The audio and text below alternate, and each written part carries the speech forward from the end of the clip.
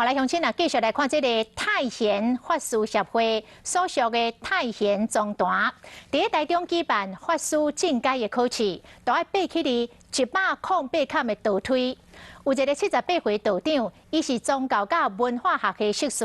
伊穿着硕士的衫，开这个道路到上面顶站，向先天上帝来分享着这份的荣耀。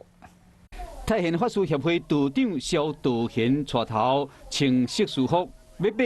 108站的倒梯来主持第23届法师进阶录考。今年7月份，由于现状大学宗教和文化学会硕士班毕业，希望透过学术的认证来提升道教的水准和素养。 学术跟这个我们宗教的结合，所以知女祖师指示我从73层到108层，要穿着硕士服。实务与研究互相结合，我觉得这是很棒的。 萧道贤今年已经78岁啊，伊有道教文化传承的使命。去年开始，甲现状大学宗教甲文化学系办宗教论坛，并且亲身报考硕士班，取得学位，来证明道教嘛文化脉络。有10位法师对爬起上顶站，甲道长行顶礼仪式。